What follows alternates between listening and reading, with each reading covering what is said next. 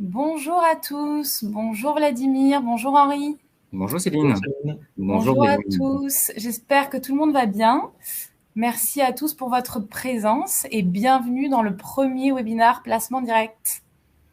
On va laisser les gens se connecter le temps que tout le Merci monde arrive. Céline. Oui, en effet, on est ravis de ce premier webinaire puisqu'on a eu vraiment beaucoup d'inscriptions, plus de 500 inscriptions, avec énormément de questions qui ont été posées, plus d'une centaine de questions. Alors, bon, malheureusement, on pourra pas répondre à toutes les questions. On répondra à une dizaine de questions en fin de présentation, mais au moins, on vous répondra personnellement sur votre adresse email lorsque la thématique de la question que vous avez posée n'aura pas été abordée durant la présentation, pour le coup. Exactement. Bon, super. Je pense que les gens se sont connectés. Donc, on a rendez-vous aujourd'hui pour parler des perspectives pour la fin d'année 2021 avec deux super intervenants que sont donc Henri Réau, directeur du développement chez placementdirect.fr et Vladimir Danesi, qui est directeur multigestion chez Swiss Life Gestion Privée. Je vous propose qu'on commence calmement la présentation. Alors, je vous propose de débuter la présentation avec un graphique. Vous allez rapidement comprendre de quoi il s'agit. Un graphique qui s'intitule «Le fonds en euros ne suffit plus aujourd'hui à préserver votre épargne de l'inflation». C'est assez simple à comprendre. Vous avez deux courbes. La courbe bleue qui représente l'historique depuis 2010 du rendement du fonds en euros. Donc ça, c'est une source Fédération française de l'assurance qui sort les rendements du marché chaque année. Et puis en orange, vous avez la courbe de l'inflation qui est donnée par l'INSEE.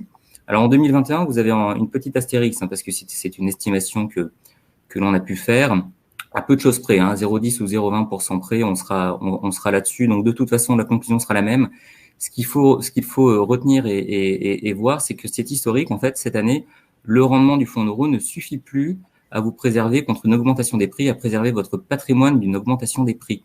Ce qui veut dire que vous êtes aujourd'hui contraint, quelque part, de faire autre chose que le seul fonds en euros en contrat d'assurance vie. Ça ne suffit plus à préserver votre épargne d'une augmentation des prix. Donc, une nécessaire diversification de vos investissements et s'impose. Alors, il ne faut pas le faire n'importe comment. Automatiquement, les supports en unité de compte d'un contrat d'assurance vie ne sont pas garantis en capital, à l'inverse du fonds en euros, du classique support en euros, qui lui est garanti à tout moment. Mais l'avantage des UC, c'est qu'elle dispose d'un potentiel de performance qui, lui, est supérieur au fonds en euros. Alors, on a pris l'exemple du contrat d'Argeling. Ce qu'il faut avant tout, c'est être confortable avec ses investissements. Donc, il faut respecter son profil d'investisseur et notamment l'investisseur que vous êtes aura tendance à aller plutôt sur une allocation que l'on peut dire libre. Dans ce cas, ça veut dire tout simplement que vous êtes plutôt autonome dans la sélection et dans le suivi des supports en unité de compte de votre contrat d'assurance vie. Si c'est pas le cas, si vous n'avez pas le temps, pas l'envie, pas les connaissances et que vous préférez que ce soit un expert des marchés financiers qui s'en occupe, en l'occurrence Vladimir, qui nous fait le plaisir aujourd'hui d'être avec nous, vous allez opter pour une allocation pilotée. En termes de tarifs, ce qu'il faut voir, c'est que, vous le savez, les contrats d'assurance vie sur Internet sont très peu chargés en frais, donc il n'y a pas de frais à la souscription, pas de frais sur les versements, pas de frais d'arbitrage. Et lorsque vous êtes en allocation libre, seulement des frais annuels de gestion de 0,6% s'appliquent, aussi bien sur le fonds en euros que sur les supports en unité de compte. Lorsque vous êtes en allocation pilotée, c'est un petit peu plus dispendieux parce que Vladimir va effectuer une allocation sur mesure pour vous. Et en l'occurrence, vous êtes à 1% de frais annuels de gestion sur les unités de compte, mais attention uniquement sur les unités de compte sous allocation pilotée. Donc, si je prends l'exemple d'un contrat qui a 50% de fonds en euros, 50% de support en UC en allocation pilotée, les frais annuels de gestion au global seront de 0,80%. Donc, à 0,60 sur le support en euros et 1% sur les UC sous allocation pilotée. Alors, si on rentre un petit peu plus dans le détail de l'offre financière du contrat d'Argeling, comme vous le savez, c'est un contrat qui dispose d'une offre financière de premier plan avec plus de 1000 supports en unités de compte qui sont référencés auprès de 130 sociétés de gestion. Vous avez le choix entre des fonds d'action, des fonds d'obligation, des fonds diversifiés qui vont mixer des actions, des obligations. Particularité sur ce contrat, c'est que vous avez également accès à plus de 50 ETF en allocation libre qui permettent de répliquer la performance d'un grand indice, le CAC 40, l'Eurostoxx 50, le Dow Jones, mais également des indices obligataires avec peu de frais de gestion. Et autre particularité, il y a presque 20 supports, 18 supports immobiliers qui sont référencés. Alors, vous connaissez tous les traditionnels SCPI, les sociétés civiles de placement en immobilier. Il y en a 13 sur le contrat. Mais il y a également 3 SCI et 2 OPCI qui sont des supports un petit peu plus récents. Les OPCI ont une quinzaine d'années, les SCI sont encore plus récents et ça se développe depuis quelques années en assurance vie. avec le gros avantage pour nous, qui est de disposer de commissions de souscription qui sont plus faibles que sur les classiques SCPI, et puis avec une valeur liquidative à l'entrée et à la sortie, ce qui permet de plus facilement peut-être suivre son investissement que le jargon des CPI qui est parfois un petit peu plus complexe à appréhender. Si vous êtes plutôt en allocation pilotée, là aussi l'offre est relativement dense, puisque vous avez 9 allocations prédéfinies qui vont donc de la plus prudente à la plus dynamique, et ces allocations donc mixent le fonds en euros et des unités de compte sous allocation pilotée. Vous avez également 2 mandats de gestion qui sont dédiés, qui sont un peu spécifiques. Une allocation pilotée, donc 100% tracker, qui ne va retenir que des supports indiciels dans cette allocation. Et puis une allocation pilotée choix responsable, qui elle est composée de supports qui prennent en compte des critères ESG dans leur gestion. Donc ESG pour environnementaux, sociaux et de gouvernance. Là-dessus, on est vraiment sur la tendance actuelle de l'investissement responsable et de la notion qui plaît à beaucoup de nos clients de donner davantage de sens à leur épargne. Point important à noter sur nos allocations libres et pilotées, il est possible de retenir ces 2 modes d'allocation au sein d'un même contrat. C'est quelque chose qui est assez prisé par un bon nombre de nos clients qui notamment souhaitent avoir en allocation libre par exemple des supports immobiliers et pour la partie financière préfèrent la déléguer à un expert dont c'est le cœur de métier. Pour le coup, on peut faire ce type de montage avec du fonds en euros, des supports en immobilier, SCPI, SCI, OPCI et une allocation pilotée au sein du même contrat. C'est quelque chose qui est assez rare sur le marché. Généralement, si vous souhaitez avoir des supports en immobilier et une allocation pilotée pour les supports financiers, vous êtes souvent obligé d'avoir 2 contrats en fait. Alors, si on regarde maintenant la partie la plus intéressante peut-être, avec les performances historiques des allocations pilotées, parce que c'est ça qui malgré tout intéresse tout le monde. Ce qu'il y a d'intéressant, alors là, les performances qui vous sont présentées sont des performances qui sont nettes de tout frais, c'est-à-dire nettes de frais de gestion du contrat d'assurance vie, nettes de frais de gestion du mandat de gestion, et puis nettes de frais de gestion des sous-jacents qui sont utilisés dans les mandats. On a arrêté les pertes donc à fin août 2021. Vous avez donc des performances en 2021 qui évoluent entre 1,81% pour le profil prudent 1 qui mixe donc 80% de fonds d'euros, 20% d'unités de compte force 4. Vladimir vous expliquera, mais il y a différentes forces qui matérialisent quelque part la prise de risque qu'il peut y avoir au sein des allocations pilotées. Et puis on va jusqu'à 2,23% de performance pour le profil offensif. Et chose encore plus intéressante, en 2020, qui était une année, comme vous vous en souvenez, assez chahutée sur les marchés financiers avec la crise du coronavirus. On a vu des marchés actions qui ont dévissé assez facilement de 30 à 35% en quelques semaines, courant mars-avril 2020. On a là aussi des performances qui tiennent très très bien la route. Elles sont toutes positives à l'exception de l'allocation tracker que l'on voit qui a fait moins 6% l'année dernière. Sinon, elles sont toutes positives. À titre de comparaison, le CAC 40 a fait moins 7% en 2020. Là, les allocations que nous vous présentons ont réalisé net de tout frais entre 1,22 et 12,09%. Alors ma comparaison est un petit peu légère parce que les allocations pilotées gérées par sous sa gestion privée et Vladimir qui est avec nous sont beaucoup plus diversifiées que le seul CAC 40, tant sur les zones géographiques que sur les classes d'actifs. Mais malgré tout, ça montre une forme de robustesse et une certaine capacité à passer les crises parce que naturellement, la tentation de certains épargnants qui seraient en allocation libre, lorsque les marchés dévissent, c'est de procéder à des arbitrages qui ont tendance à sécuriser l'allocation après avoir réalisé une moins-value potentielle de 20 ou 25%. Ça peut aller très vite. Avec ce type de gestion, on se rend compte qu'aujourd'hui, les marchés sont déjà repassés au-dessus des niveaux d'avant-crise. Et donc, quelque part, une allocation déléguée permet là aussi de rester solide, y compris en phase de crise, donc de générer de la performance et d'éviter les biais comportementaux. Et quelque part, la fameuse porte de saloon que l'on peut prendre en ayant tendance à vendre quand les marchés ont fortement baissé, à ne jamais revenir sur les marchés alors qu'ils sont déjà fortement réorientés à la hausse, pour le coup. Alors, je vais laisser Vladimir, du coup, prendre la main pour nous parler maintenant de la construction des allocations pilotées. Merci beaucoup, Henri. Alors, si vous le voulez bien, je vais commencer par vous parler de la façon dont on construit les différents portefeuilles de ces allocations pilotées et je terminerai quand même sur les perspectives que l'on envisage pour la fin de l'année.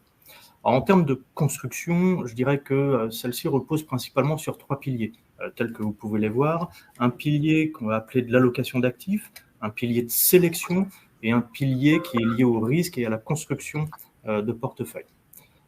Cette partie allocation d'actifs, en fait, c'est un comité mensuel qui regroupe l'ensemble des équipes de gestion de Swiss Life Gestion Privée. Cette phase-là a pour objet principal de déterminer, si j'ose dire, nos préférences. Est-ce que l'on préfère les actions ou les marchés obligataires? Est-ce que l'on a une certaine préférence pour les États-Unis, les marchés émergents ou l'Europe par exemple? Et on passe ainsi en revue, je dirais, l'ensemble des possibilités, tant en termes de classes d'actifs que de zones géographiques. À la fin de ce comité, qui est mensuel, puisqu'en fait, je dirais, le rythme nous paraît être idéal pour pouvoir réagir suffisamment sans non plus surréagir à des événements de marché. Donc, ce comité mensuel nous permet à la fin de déterminer, je dirais, une espèce d'orientation de gestion sur l'ensemble de nos portefeuilles. Vient en parallèle cette notion de sélection des supports. Vous le savez, dans le contrat d'assurance Darjeeling auquel vous avez accès, il y a plusieurs centaines de supports différents. L'idée, c'est, compte tenu des orientations de gestion que l'on souhaite mettre en œuvre, de déterminer quels sont les supports qui nous semblent être les plus adaptés pour représenter ces orientations de gestion. Quand je dis les plus adaptés, ça peut être celui sur lequel on espère la meilleure performance, ou ça peut être celui pour lequel on espère en fait une meilleure prise en compte des risques associés à cette classe d'actifs. Cette sélection elle-même combine plusieurs approches, des approches qu'on va qualifier de quantitatives.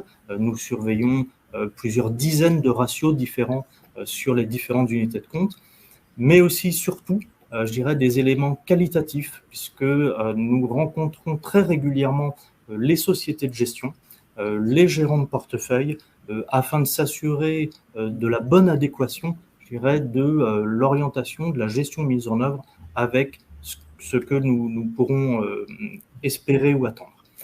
Il faut savoir aussi que ces supports-là, qui rentrent dans la composition des portefeuilles, donc, nous les suivons en continu.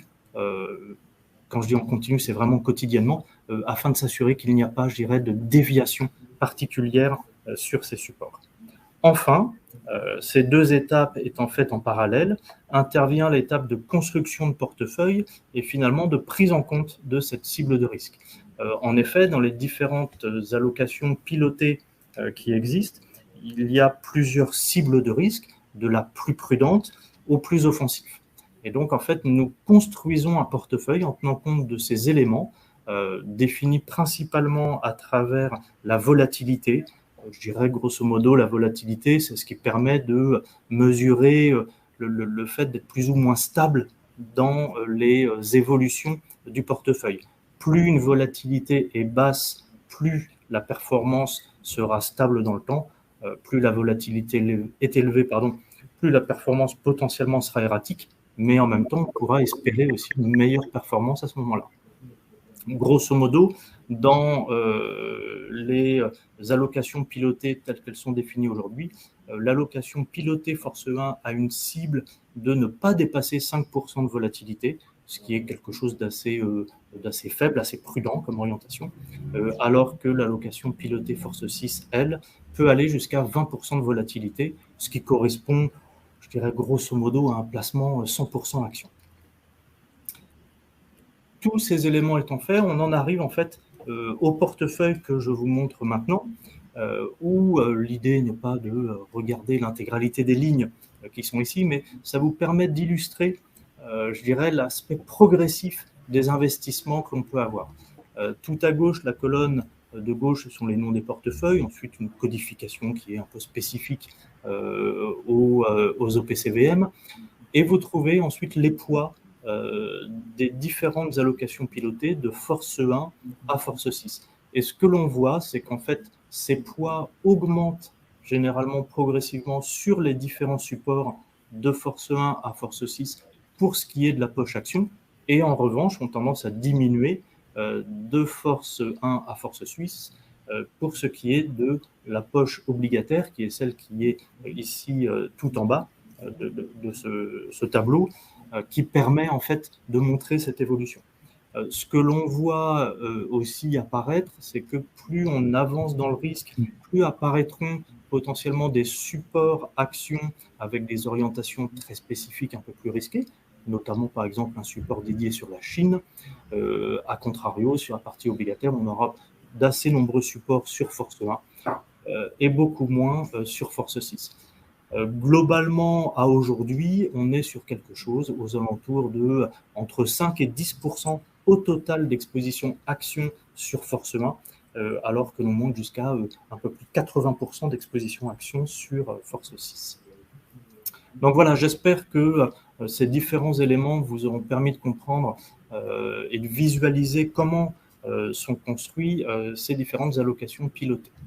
Je vais passer maintenant aux perspectives qui, en fait, sont d'une certaine façon représentatives des conclusions de ce fameux comité d'allocation d'actifs que j'ai évoqué tout à l'heure dans les différents piliers. Sur les prochains mois, nous avons identifié principalement 3 éléments positifs et 2 éléments qui, sans être véritablement négatifs, sont des éléments pour lesquels nous estimons qu'il y a un risque spécifique. Dans les éléments positifs ou éléments de soutien, nous pensons que la croissance économique au niveau mondial devrait rester soutenue dans les mois qui viennent. Soutenue notamment par une consommation qui repart et cette consommation elle-même venant d'une épargne assez forte qui a pu être créée par les ménages, notamment pendant les périodes de confinement. Par ailleurs, la dynamique bénéficiaire des entreprises est aujourd'hui assez forte et les entreprises nous annoncent en fait des perspectives très bonnes aujourd'hui sur leurs perspectives, tant à horizon fin d'année que sur l'année prochaine, avec véritablement, je dirais, des éléments très favorables de ce côté-là. Enfin, les politiques monétaires, même si les banques centrales devraient à un moment ou un autre probablement être un peu moins, je dirais, en faveur de l'expansion économique, ces politiques monétaires ne devraient se durcir que très très progressivement. Toutes les annonces faites par que ce soit Jérôme Powell sur la Banque centrale américaine ou Madame Lagarde à la BCE vont dans un sens de je dirais, moindre support très très très progressif au fil des mois, voire des trimestres. Donc tous ces éléments, pour nous, sont des éléments de soutien favorables à la croissance économique et notamment au marché d'actions. Sur le côté un peu plus risqué, point de vigilance, il faudra, selon nous, faire très attention aux chiffres d'inflation.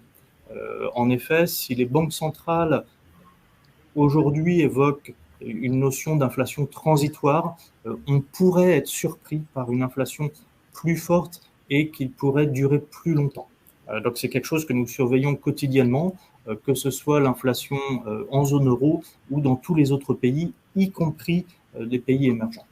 Par ailleurs, la volatilité avec les craintes des opérateurs sur les marchés pourrait rester assez élevée, ce qui pourrait engendrer par moments certains chocs sur les marchés.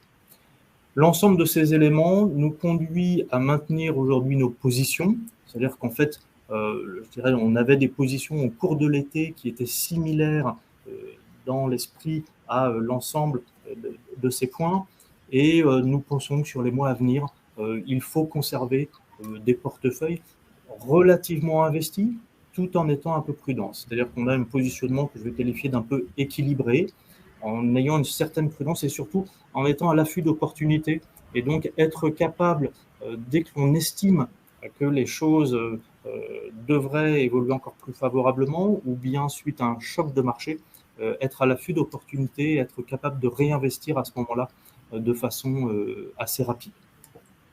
Voilà, j'espère que j'ai été assez clair sur à la fois la description de la construction de ces allocations pilotées et sur nos perspectives d'ici la fin de l'année avec leurs conséquences. Merci beaucoup.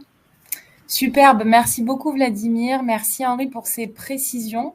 On va passer maintenant à la dernière partie de ce webinaire, donc sur les questions-réponses. Hop. Donc, déjà, on voulait vous remercier. On a eu beaucoup de questions. On en a sélectionné une petite dizaine. Et puis, on reviendra vers vous si vous avez de plus amples questions à propos de ce webinaire. Donc, Frédéric nous demande, les actions ne sont-elles pas historiquement trop chères pour y investir? Alors, je vais me permettre de répondre à cette question. En fait, la valorisation des marchés est aujourd'hui relativement élevée. C'est effectif et on le voit très bien, on a eu une progression depuis le début d'année notamment des marchés d'actions qui ont été plutôt favorables, d'assez bonne progression. Mais cette notion de cherté ou de valorisation des marchés d'actions, il faut toujours la mettre en face des perspectives bénéficiaires des entreprises. En effet, on est toujours prêt à payer un peu plus cher quelque chose qui potentiellement nous rapportera plus dans l'avenir. Donc ce rapport, ce rendement supérieur dans l'avenir, généralement, il se reflète à travers les bénéfices des entreprises. Et c'est ce que j'évoquais tout à l'heure. Les perspectives bénéficiaires des entreprises aujourd'hui sont plutôt bonnes. Les entreprises non seulement affichent des bénéfices importants, mais en plus indiquent que dans leurs prévisions, cela devrait continuer, voire pour certaines, s'améliorer encore.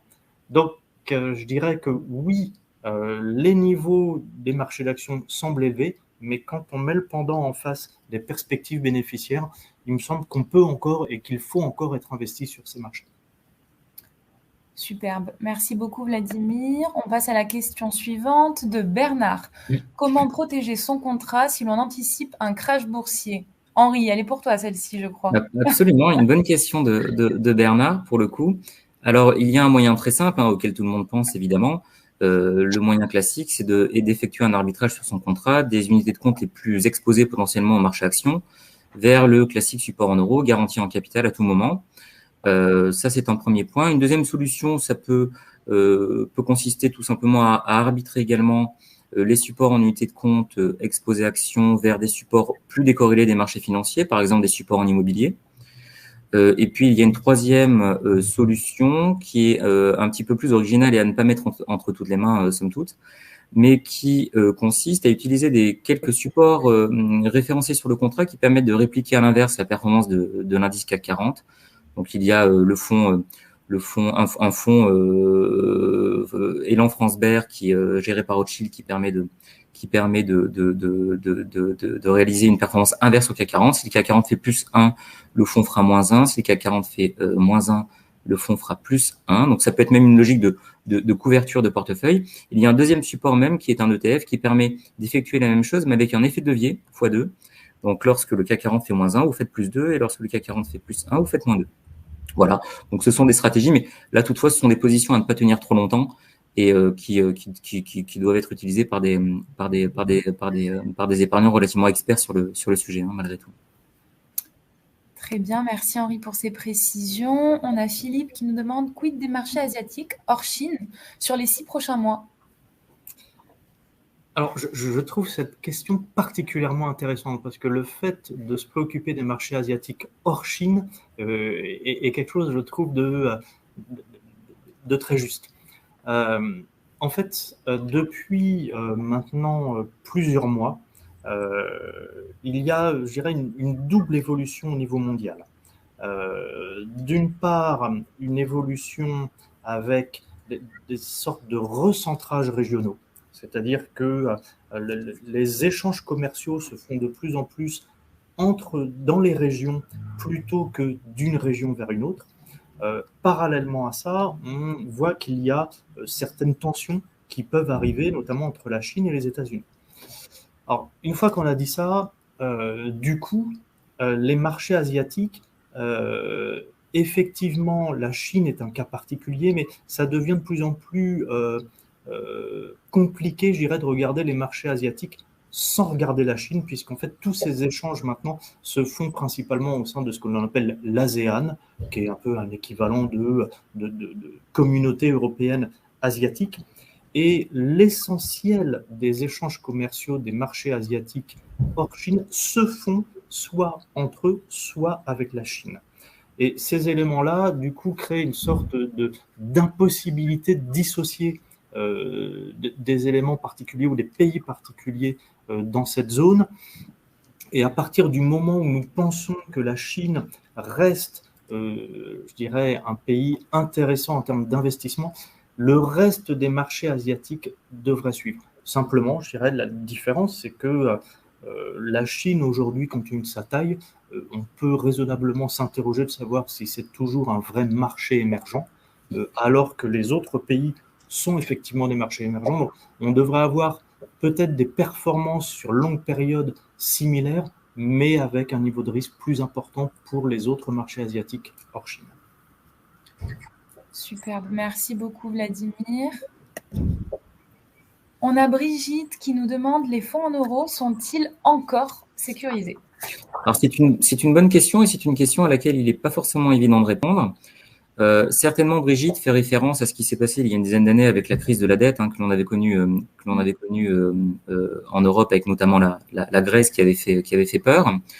Il faut bien avoir en tête qu'un fonds euro est composé d'environ 80% d'actifs obligataires, avec environ un peu plus de 50% d'obligations émises par des entreprises, le reste étant des obligations émises par des États.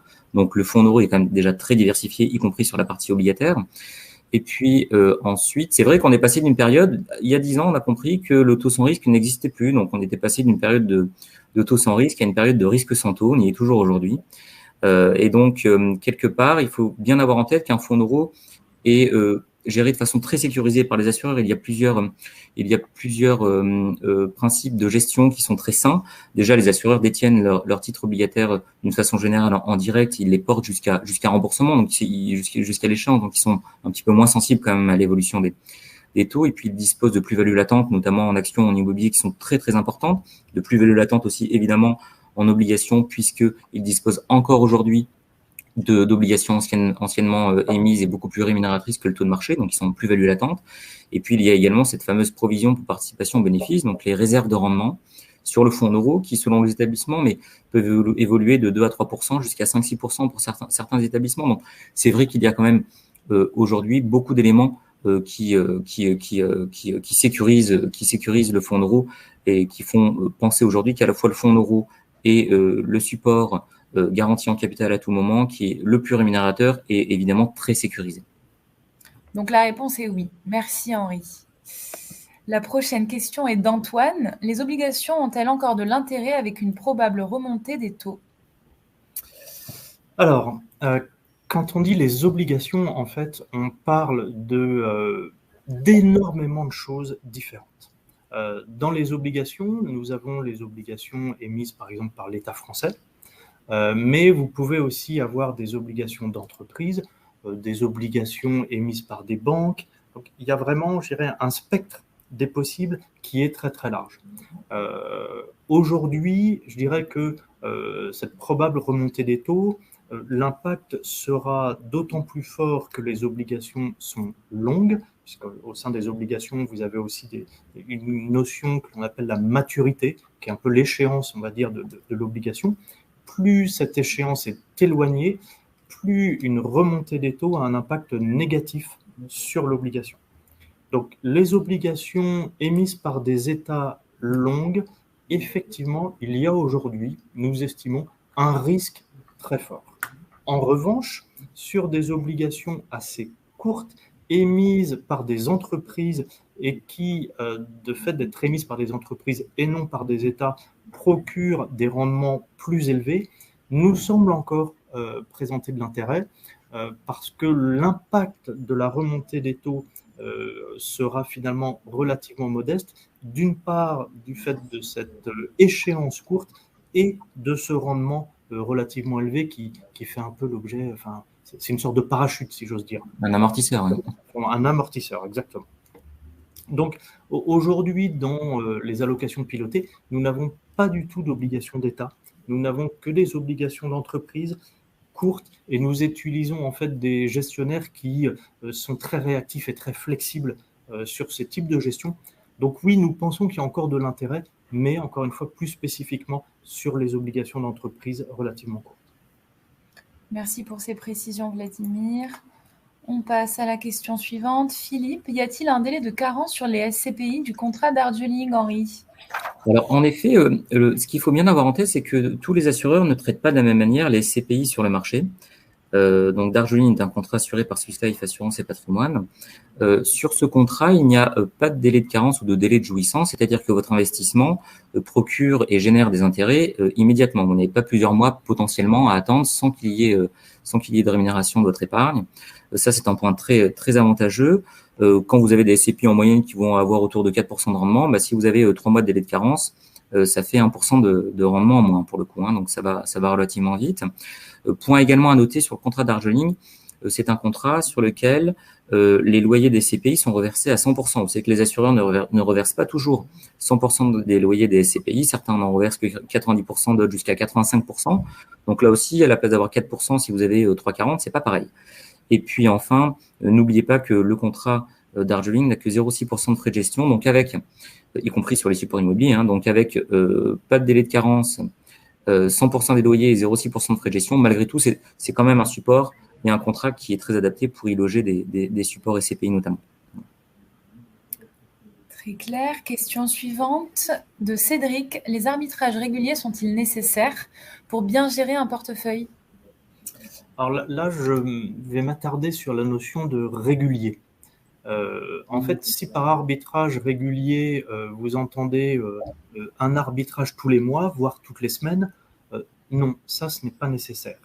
Parce que sur certaines périodes, pendant parfois 1 mois, 2 mois, même 3 mois, finalement, la structure du portefeuille telle qu'on l'avait construite continue à être, je dirais, la structure un peu optimale pour la période. En revanche, ce qui est nécessaire, c'est la capacité de réagir à certains événements, qu'ils soient économiques ou de marché, pour, je dirais, réarbitrer le portefeuille vers des marchés, des zones géographiques ou des orientations qui seront à ce moment-là plus adaptées. L'autre élément qui sera nécessaire, c'est on ne sait jamais ce qui peut arriver. Par moment, dans une unité de compte, sur un OPCVM, il peut y avoir un accident qui est lié au fait que dans la gestion, il y a eu un problème X ou Y, et à ce moment-là, il est aussi nécessaire de réagir assez vite. Donc je dirais que la notion de régularité n'est probablement pas nécessaire. En revanche, la notion de réactivité me paraît être nécessaire pour bien gérer le portefeuille, de réactivité et d'analyse de l'ensemble de la structure du portefeuille. Très bien. Je crois qu'il nous reste 2 questions. Donc, on a Marion. Est-ce le moment de placer de l'argent dans une assurance vie? Alors, quelque part, la bonne réponse, ce serait de dire oui, c'est toujours le moment de placer de l'argent dans une assurance vie, mais c'est surtout toujours le moment de prendre date sur un contrat d'assurance vie. Parce qu'en fait, vous savez, en France, il y a 2 supports, 2 enveloppes fiscales sur lesquelles il faut prendre date le plus tôt possible. C'est le PEA, le plan d'épargne en action, et puis le contrat d'assurance vie. Parce que le compteur fiscal, la maturité fiscale donc d'un placement en assurance vie, c'est 8 ans. Au-delà de 8 ans, vous avez un abattement annuel sur les gains lorsque vous effectuez un retrait. Donc, si vous prenez date aujourd'hui, que vous faites un reversement, vous prenez date avec 1 000 €, vous faites un reversement de 100 000 € dans 7 ans, et 1 an après ce reversement de 100 000 €, le contrat plus du temps, vous effectuez un retrait, l'ensemble du contrat bénéficiera de la fiscalité avantageuse dans l'assurance vie. Donc ça, de toute façon, il faut prendre date le plus tôt possible. Après, dans l'idée peut-être le moment de placer, quelque part, il faut peut-être penser à son projet et réaliser une souscription dans le contrat d'assurance vie avec un projet qui est lié à son contrat et avec un horizon d'investissement pour que l'allocation financière de son contrat corresponde à son profil et à son projet. Le plus important, au final, et on le répète toujours, c'est d'être très confortable et en phase entre son profil et l'allocation financière de son contrat. Tout à fait. Et nous avons donc une... Et non, c'était la dernière question. C'était la dernière question. Donc, nous avons fini ce webinaire. J'espère que ça a plu à l'ensemble des participants. Merci Henri, merci Vladimir. Merci beaucoup, merci Céline, merci Vladimir. J'espère qu'on aura répondu à toutes les questions que se posaient les épargnants. Et un maximum en tout cas, on espère. Un maximum. Et puis merci pour votre présence à tous. Merci et peut-être à bientôt pour un prochain webinaire sur l'épargne retraite en fin d'année. Le sujet n'est pas encore calé, mais on y réfléchit en tout cas, pour le coup. Merci beaucoup. Merci à tous. Au revoir. Au revoir.